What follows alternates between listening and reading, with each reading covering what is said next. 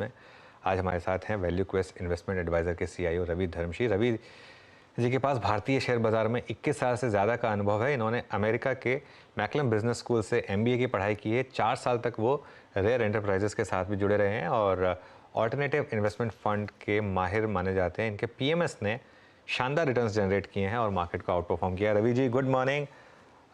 शुक्रिया हमारे साथ जुड़ने के लिए। लोगों ने बहुत पैसा बनाया इस तेज़ी में और ख़ासतौर से मिड कैप्स और स्मॉल कैप्स में इस साल तो ज़बरदस्त पैसा बनाया। मतलब गंदे से गंदे पोर्टफोलियो ने अच्छा पैसा बनाया होगा, अच्छे पोर्टफोलियो जैसे आपके पोर्टफोलियो ने तो बहुत पैसा बनाया। लेकिन अब क्या व्यू बन रहा है? अब जब ये साल खत्म होने को आ रहा है, 2024 को लेकर आपका क्या व्यू बन रहा है?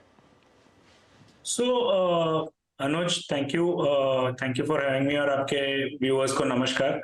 बट मैं ये कहूंगा कि जो कोविड के पुरान जो तेजी शुरू हुई है इंडिया में, वो एक 15 महीने का समय था जब मार्केट ठीक नहीं चल रही थी। फिर जो इस साल के जनवरी फरवरी से जो मार्च में रैली शुरू हुई, वो पहले मिड एंड स्मॉल कैप में शुरू हुई और एक्चुअली पूरी दुनिया में नहीं थी। अब लास्ट 15 दिन से जो मार्केट का रुख चेंज हुआ है, वो एक ज्यादा एक मैक्रो ट्रेड की तरह हो रहा है। अभी तक मार्केट स्टॉक पिकर्स मार्केट थी, mid cap small cap focus market थी, बिकॉज डोमेस्टिक फ्लो स्ट्रांग थे। बट अब यहां से फॉरेन फ्लो स्ट्रांग होते हुए नजर आ रहे हैं। और रीजन उसका सिंपल है, दो तीन चीजें हो गई। एक तो यूएस में इंटरेस्ट रेट जो 10 ईयर था वो 5.2 वाला 4 के नीचे चला गया। क्रूड जो 95 के आसपास चल रहा था वो 75 चला गया। और तीसरा जो इंडिया में थोड़ी बहुत काफी, हालांकि काफी कम थी, बट जो थोड़ी बहुत अनसर्टनिटी थी रिगार्डिंग सेंट्रल इलेक्शंस में क्या होगा, वो राज्य के इलेक्शंस के साथ साथ वो भी दूर हो गई। तो इंडिया ने अपने आप को एक अट्रैक्टिव इन्वेस्टमेंट डेस्टिनेशन की तरफ पोजीशन कर लिया है। And now that money which was waiting on the sideline, वो अब अट्रैक्ट हो रहा है। तो जो हमने 15 दिन में देखा है कि $3-4 बिलियन आ गए, रोज के एक दो डील हो रहे हैं, बड़े बड़े ट्रांजैक्शन हो रहे हैं। ये मुझे लगता है ये और भी यहाँ से जारी रहेगा, कंटिन्यू रहेगा। शायद मार्केट का थोड़ा कलर चेंज हो गया है, जो मिड एंड स्मॉल कैप से ज्यादा अभी लार्ज कैप में थोड़ी सी ज्यादा तेजी दिख रही है। कि लार्ज कैप में थोड़ी ज़्यादा तेज़ी दिख रही है। तो आप आपके पीएमएस में 5 साल में ग्रोथ स्कीम में 25% का कैगर रहा है और प्लेटिनम स्कीम में 29% का कैगर रहा है। 5 साल में 29% कैगर मतलब शानदार रिटर्न्स। तो आप अपने पोर्टफोलियो में अभी कुछ चेंजेस कर रहे हैं क्या? और इस समय आपका पोर्टफोलियो किस तरफ ज़्यादा स्क्यूड है? सो एक तो सबसे पहले आई थिंक काफी लोगों को डर लगा रहता है। इनफैक्ट 6 महीने पहले काफी लोग मुझे कह रहे थे मिड एंड स्मॉल कैप में अभी हो गया है, अब यहाँ से और कितना पैसा लगाना चाहिए, नहीं लगाना चाहिए। और काफी लोगों ने ये भी कहा कि मैं अभी यहाँ से और पैसे नहीं लूंगा अपने फंड में। सो मैं उस कैंप में नहीं हूँ। मुझे लगता है बाजार का रुख तेजी है और ये रुख तेजी रहेगा। हाँ, थोड़े वैल्यूएशंस अनकंफर्टेबल हो गए हैं, बट मार्केट का ये नहीं है काम कि आपको अच्छे से एकदम कन्वीनियंटली अच्छा वैल्यूएशन वाला एंट्री पॉइंट दे दे। ये तो हर साइकिल में होता है कि हम एक्सट्रीम पेसिमिज्म से लेके एक्सट्रीम ऑप्टिमिज्म की तरफ जा रहे हैं, और मेरा ये मानना है कि हम अगले 6-12 महीने में ये एक्सट्रीम ऑप्टिमिज्म की तरफ जा रहे हैं। हैविंग सेड दैट, हम एक स्टॉक पिकर हैं। हम जहां अपॉर्चुनिटी दिखती है वहां जाते हैं, ना कि small cap mid cap focused है, ना लार्ज कैप फोकस्ड है। हम उस तरह से मार्केट को नहीं बांटते, पर हमारा naturally, because we look for ऐसी कंपनियां जो 20-25% से ज्यादा अर्निंग्स के अगर दे पाए, तो ऑटोमेटिकली वो थोड़ा फास्टर ग्रोइंग कंपनीज तो छोटी साइज की होती है, बट एकदम छोटी नहीं होती है वो। 1 बिलियन से लेकर $10 बिलियन के बीच में मार्केट कैप जनरली होता है। तो वहां पर और भी मुझे ऐसी अपॉर्चुनिटीज दिख रही हैं जहां पर आपको 20-25% अर्निंग्स कैगर वाली कंपनी जो रीजनेबल वैल्यूएशन, जब मैं रीजनेबल कहता हूं तो मतलब peg ratio of let's say 1.2 की तरफ, 1.1 से 1.2 में मिल जाती है, मतलब 30-35 का पी मल्टीपल पे।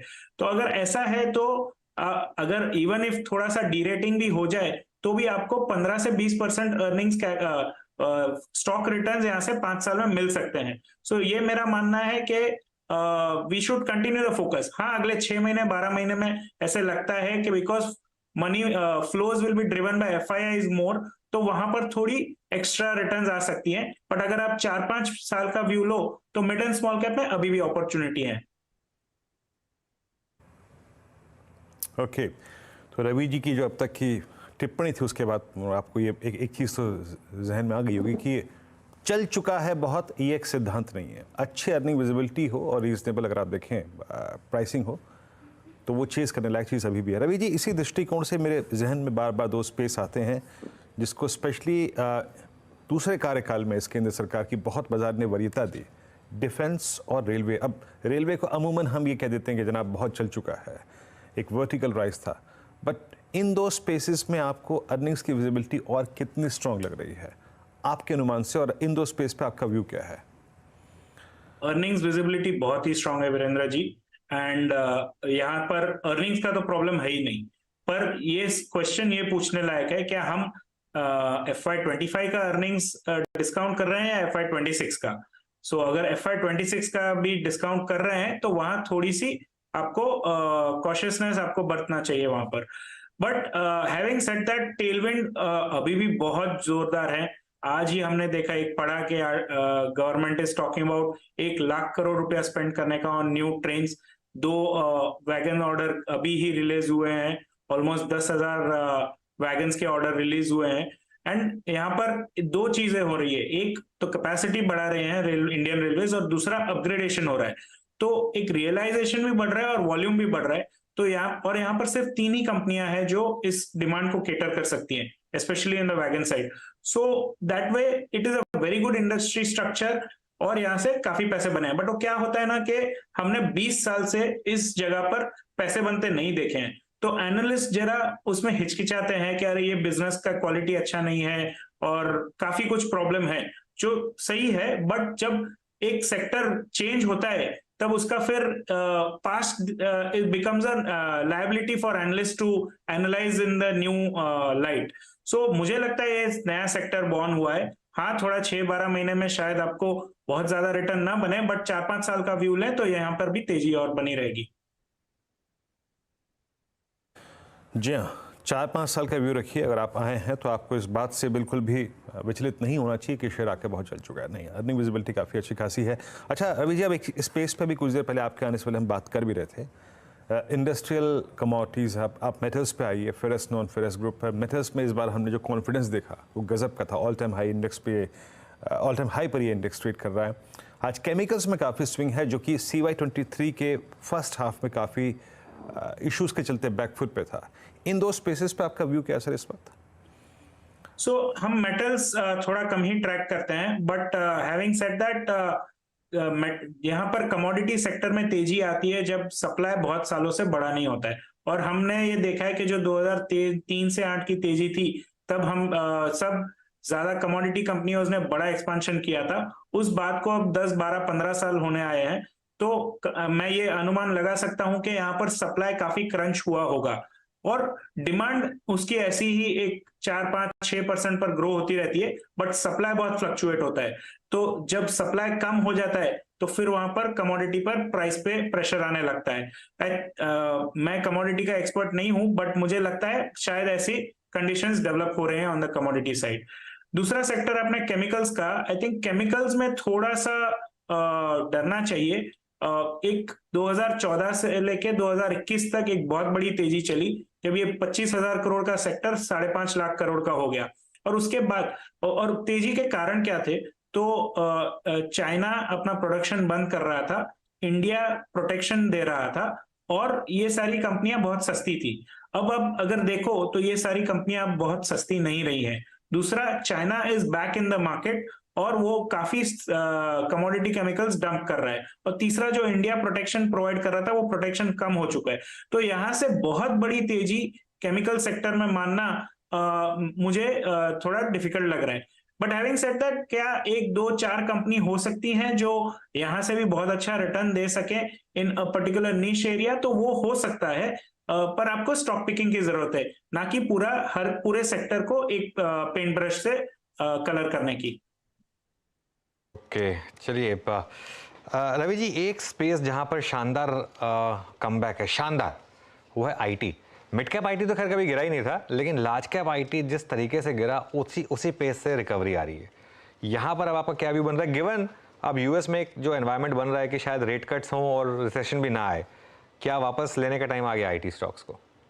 क्लियरली आईटी एंड बैंकिंग दो सेक्टर हैं इंडिया में जहां पर मैक्सिमम एफआईआई ओनरशिप है, और एक्चुअली यहाँ पर अगर पैसे जाते हैं बाहर तो इन्हीं दो सेक्टर से जाते हैं, और पैसे आते हैं तो सबसे पहले इन्हीं दो सेक्टर में आते हैं। So it is part of the global macro trade जो इंडिया के फेवर में आ रहा है। और थोड़ा बहुत जो एकदम टेंशन हो गया था कि यूएस में शायद रिसेशन चला जाए, सॉफ्ट लैंडिंग ना हो, वो थोड़े कंसर्न्स अब शायद थोड़े कम हो रहे हैं। इसीलिए ये रिवर्जन टू मीन और थोड़ा ग्लोबल ट्रेड का पार्ट है। बट अगर आप लॉन्ग टर्म इन्वेस्टिंग की बात करो तो आईटी में बहुत डिफिकल्ट है in the larger cap space to generate more than 15% compounded return. ये कंपनियां अब काफी बड़ी हो चुकी हैं, मैच्योर हो चुकी है, यहाँ पर लॉन्ग टर्म ग्रोथ 8-10% से ज्यादा नहीं एक्सपेक्ट करना चाहिए। बट छोटी कंपनियां और भी हैं, और मैं जब आईटी की बात करते हैं तो उसमें काफी छोटे सब सेक्टर्स होते हैं, प्रोडक्ट कंपनीज होती हैं, प्लेटफॉर्म कंपनीज होती हैं, डिजिटाइजेशन प्लेज होते हैं, सम स्मॉलर ER&D कंपनी होती है। तो ये सारे छोटे एरिया, नीश एरिया हैं जहां पर काफी आपको हाई ग्रोइंग कंपनीज मिल जाएंगी। So those are the ones जहां पर आपको देखना चाहिए, और डेफिनेटली यहाँ वहां का फ्यूचर और भी थोड़ा ब्राइट लग रहा है। ओके अच्छा रवि जी, अब थोड़ा सा इंश्योरेंस स्पेस पे बात करते हैं। I mean stocks like HDFC life, SBI life, इन्होंने अच्छा मूव दिया CY23 में। बीते 4-5 साल में एक प्राइवेट स्पेस ने जिस सरकारी स्पेस में थोड़ा सा अगर आप देखें डेंट लगाया है या फिर उस मार्केट में एंट्री करने की कोशिश की है, वो है ये कंपनियाँ। इन्होंने LIC से काफ़ी कारोबार लिया है और इनफैक्ट मार्केट बड़ा भी हुआ है। अब आज सुबह ही हम खबर पढ़ रहे थे कि M&M फाइनेंशियल्स वो health insurance, general health insurance कारोबार में आने की सोच रहे हैं। क्या ये स्पेस आपके पोर्टफोलियो में था, आपके PMS में था, जिसको आप लोगों ने इंक्लूड किया था, और इस पर आपका व्यू? जब हम सबसे ज्यादा बुलिश हैं फाइनेंशियल्स एज अ सेक्टर पर। फाइनेंशियल्स में दोनों आते हैं, लेंडिंग कंपनीज और नॉन लेंडिंग कंपनीज। और जब हम नॉन लेंडिंग कंपनीज की बात करते हैं तो उसमें कैपिटल मार्केट रिलेटेड इंटरमीडियरीज होते हैं, और ऐसे फाइनेंशियल प्रोडक्ट कंपनीज भी होती हैं जहां पर कोई मैन्युफैक्चरर हो या डिस्ट्रीब्यूटर हो। So for example life insurance and non life insurance दोनों ही स्पेस हमको अच्छे लग रहे हैं from the long term perspective. But हमारा बेट आज के तारीख में जनरल इंश्योरेंस पर ज्यादा है over life insurance. And the reason being very simple, हमें एक इंश्योरेंस का फ्लोट अच्छा लगता है जो लाइफ इंश्योरेंस में नहीं होता, जनरल इंश्योरेंस में होता है। ऑल्सो जनरल इंश्योरेंस में थोड़ा सा कॉम्पिटिटिव प्रेशर जो ज्यादा था वो मोटर ओडी स्पेस में था, वो वहां पर वो कॉम्पिटिटिव इंटेंसिटी कम हो रही है, and the growth also is coming back. तो इसकी वजह से जनरल इंश्योरेंस की तरफ हमारा झुकाव ज्यादा है। But having said that, life insurance yes, जो 4-5 साल से एक्चुअली परफॉर्म नहीं किया था उसने अब परफॉर्म शुरू किया। वो परफॉर्मेंस नहीं था क्योंकि रेगुलर का थोड़ा जोर ज्यादा था इस सेक्टर पे। कहीं पर भी ये लोग थोड़ा सा एक्स्ट्रा कहीं कमा रहे हो या मिस सेलिंग या कुछ हो रही हो तो regulator tries to put a curb on it, and that leads to stocks under performance over a medium term. तो 4-5 साल का जो अंडर परफॉर्मेंस रहा है वो थोड़ा करेक्ट हुआ है। बट आज जो स्टेप्स IRDA ने अभी फिर से लिया है indicates to a fact that they are still not done. तो यहाँ पर थोड़ा रेगुलेटरी हेडविंड रहा है, रहेगा ऐसा लग रहा है इन लाइफ इंश्योरेंस स्पेस।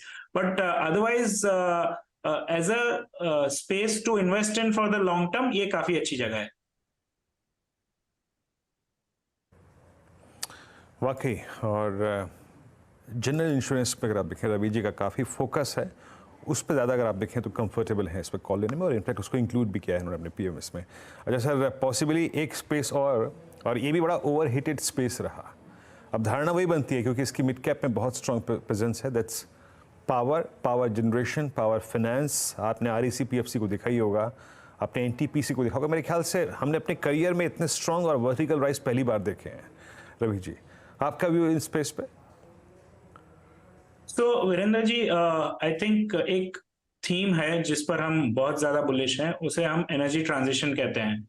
ये हर 50-100 साल में एक ट्रेंड आता है जब हम as a humans we move from, हमारा सोर्स ऑफ एनर्जी चेंज होता है। तो आज के तारीख में अगर आप देखेंगे तो हमारा जो एनर्जी मिक्स है तो about 50-60% of it that comes from coal से आता है, और कोल और क्रूड से आता है, और थोड़ा सा और मेजॉरिटी कोल एंड क्रूड से आता है। अब पूरी humanity is moving away from fossil fuel towards renewables. तो ये हम जो पावर जैसे जनरेट कर रहे हैं वो चेंज हो रहा है, पावर जैसे कंज्यूम करेंगे वो चेंज हो रहा है, और जो पावर का ट्रांसमिशन है वो भी शायद चेंज होगा, इनफैक्ट काफी हद तक चेंज होगा। तो इसकी वजह से पूरी पावर सेक्टर में एक फिर से नई तेजी शुरू हुई है, बिकॉज काफी यहाँ पर पैसा खर्चा होने वाला है। The kind of money that is going to be spent is huge, but ये थर्मल कैपेक्स की तरफ ज्यादा नहीं जाएगा। यस, यहाँ से इंडिया में 10 साल 12 साल तक थर्मल पावर प्लांट का भी कैपेक्स नहीं हुआ था, ऑलमोस्ट गिर के 1 गीगावाट हो गया था। वो 1 गीगावाट बढ़ के 5-6 गीगावाट हो जाएगा, पर अगर आप देखें रिन्यूएबल्स की तुलना में तो ये काफी कम रहेगा। आगे चल के हमारी energy mix will go towards more and more towards renewables. So the companies that you spoke about, उसमें फाइनेंसिंग कंपनीज भी आ जाती हैं जिनका फोकस टोटली ऐसे प्रोजेक्ट को फाइनेंस करना है। तो यहाँ पर ग्रोथ अपॉर्चुनिटीज ट्रिमेंडस हैं, एंड आई थिंक उसे वही मार्केट रिफ्लेक्ट कर रही है आज के तारीख में।